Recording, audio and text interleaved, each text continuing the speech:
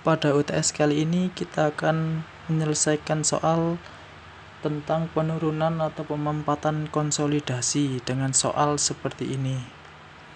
Nah, setelah kita masukkan parameter angkanya sesuai dengan NBI masing-masing, kita dapat nilai A 4 ditambah 1 sama dengan 5, nilai B kecil 0 ditambah 0 ditambah 1 sama dengan 1, nilai B besar 5 ditambah 1 sama dengan 6, nilai L besar 2 dikali 6 sama dengan 12.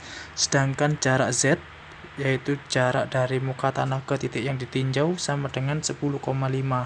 Didapat dari 3 ditambah 2,5 ditambah 2,5 ditambah 2,5. Untuk tegangan prakonsolidasi atau C aksen sama dengan 5 dikali 1, sehingga ketemu 5 ton per meter persegi untuk tegangan prakonsolidasi. Nah, setelah dari parameter tersebut, maka hitunglah besar pemampatan yang terjadi di titik A.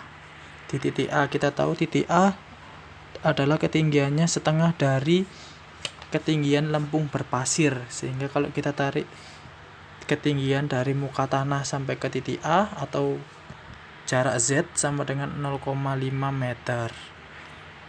Langkah yang pertama, kita cari dulu distribusi tegangannya atau delta tau, distribusi tegangan. Bisa kita lihat di soal ini. Nah, kita tahu untuk pembebanan terpusat, maka distribusi tegangannya adalah delta tau sama dengan P dibagi B ditambah Z dikali L ditambah Z. Sehingga untuk penyelesaian soal kita sama dengan 21 dibagi 6 ditambah 10,5 dikali 12 ditambah 10,5. Sehingga didapat nilai delta T, delta tau, tegangan distribusinya, kita dapat nilai 0,0565. Selanjutnya, kita hitung tegangan masing-masing lapisan tanahnya. Yang pertama adalah tegangan pasir. Pada daerah pasir berada di atas muka air tanah. Kita bisa lihat di sini. Pasir berada di atas muka air tanah, MTA, sehingga berat jenis pasir, gamma T-nya adalah sudah berat jenis efektif dari pasir tersebut. Sehingga untuk mencari tegangan pada pasir, kita kalikan berat jenisnya dengan ketinggiannya. Ketinggian pasir kita ketahui yaitu 3 meter, sehingga untuk tegangan pada pasir adalah 1,9, massa jenisnya, gamanya kita kalikan ketinggiannya 3 meter sama dengan 5,7. Selanjutnya untuk tegangan pada lempung lunak, karena lempung lunak berada di bawah muka air tanah, maka kita harus mencari dulu berat jenis efektif dari lempung lunak. Kita bisa lihat dari catatan sebelumnya. Nah, ini catatan sebelumnya. Kita tahu bahwa gamma air atau massa jenis air, gamma W dari air adalah 1 ton per meter kubik atau 9,81 atau 0,981. Ini ada kesalahan ketik, atau 0,981 ton per meter kubik, sehingga kita dapat mencari gamma aksennya adalah dari gamma satuannya dikurangi gamma W-nya, gamma air. Sehingga kalau kita masukkan ke penyelesaian kita, untuk lempung lunak yang berada di bawah muka air tanah, artinya berat jenisnya adalah berat jenis jenuh. Untuk mencari berat jenis efektifnya, gamma aksennya, maka gamma satuannya dikurangi dengan gamma airnya 1,65. Kita pakai gamma dari airnya adalah 1, sehingga 1,65 dikurangi 1 sama dengan 0,65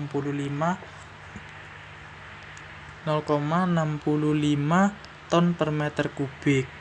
Sehingga kita dapat hitung tegangan pada lempung lunak adalah gamma aksen dikali ketinggiannya, 0,5 dikali 2,5.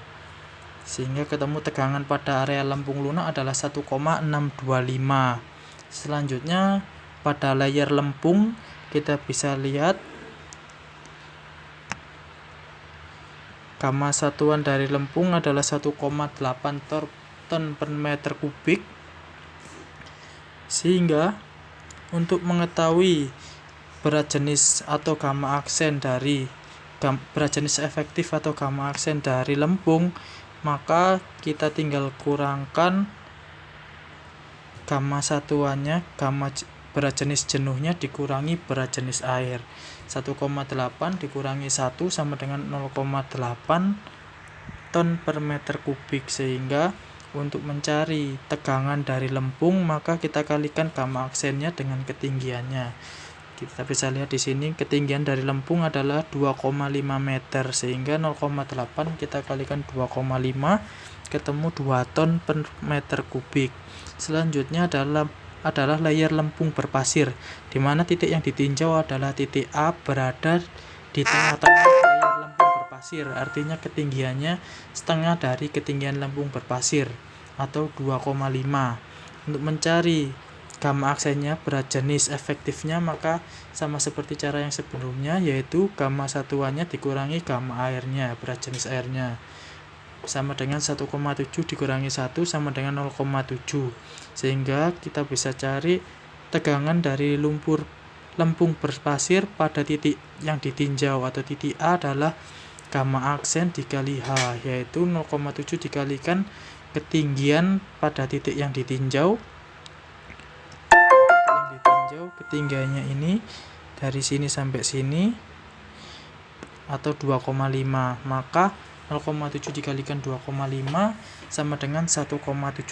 Setelah kita cari tegangan masing-masing layernya, layer pasir, layer lempung lunak, layer lempung, dan layer lempung berpasir dengan titik yang ditinjau adalah titik A, maka kita jumlahkan keseluruhan tegangannya. Nah, ini adalah jumlah keseluruhan dari tegangannya, sehingga kita dapatkan nilai 11,075 adalah tegangannya. Setelah itu kita cek nilai OCR-nya. Bisa kita lihat di slide.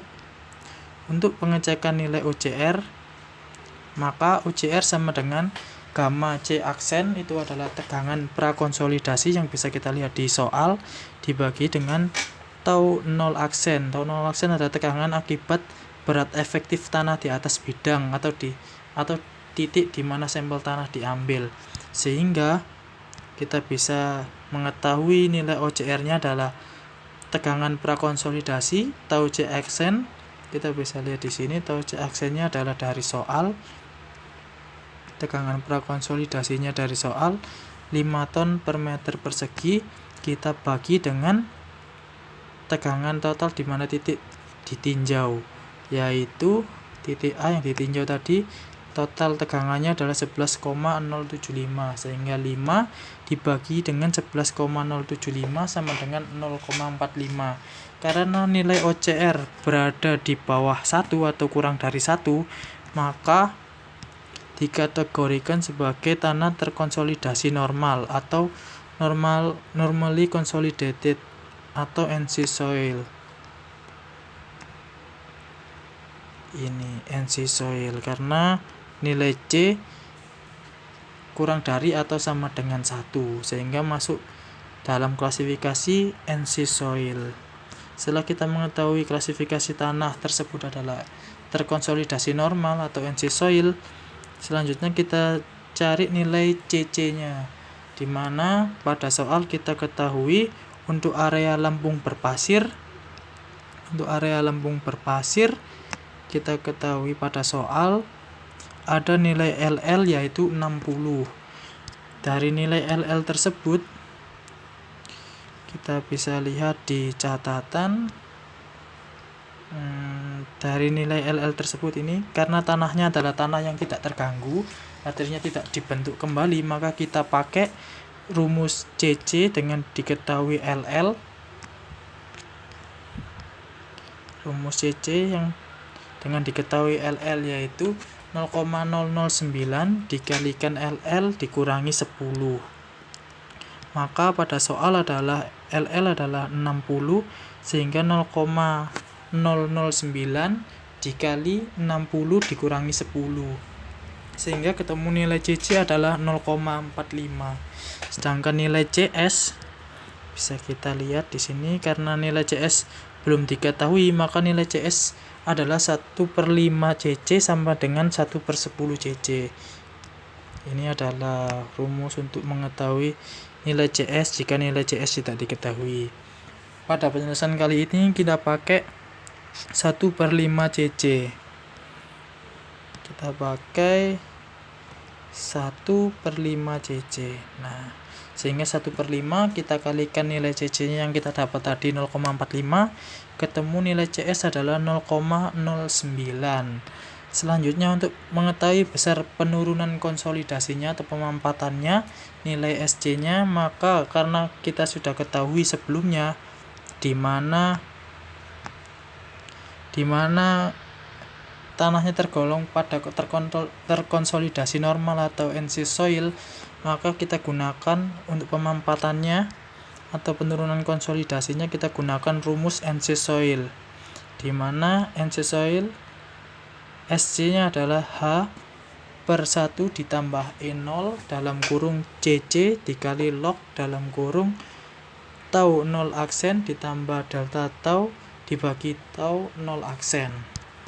Selanjutnya kita masuk ke penyelesaiannya tadi. SC adalah H dibagi 1 plus E0, di mana H-nya ini adalah ketinggian dari muka tanah sampai ke titik yang ditinjau. Dari muka tanah sampai dengan titik yang ditinjau artinya adalah Z, ketinggiannya H-nya adalah sama dengan Z atau 10,5. Selanjutnya 1 plus E0, kita lihat E untuk lempung berpasir, titik yang ditinjau adalah 0,7. E adalah angka pori untuk lempung berpasir dengan nilai 0,7. Sehingga saat H 10,5 dibagi 1 plus E0-nya 0,7. CS-nya sudah kita dapat tadi 0,09 log dalam kurung tau 0 aksennya ini adalah tegangan di mana titik ditinjau 11,075 dari atas ini tadi tau 0-nya ditambah delta tau. Delta tau ini adalah distribusi tegangan dari beban yang di atas. Bisa kita lihat di sini delta tau-nya adalah 0,065. Sehingga saat kita masukkan dibagi dengan tegangan 0 tadi, tegangan titik yang ditinjau 11,075, sehingga didapat 6,176 dikali dalam kurung 0,09 log 0,95.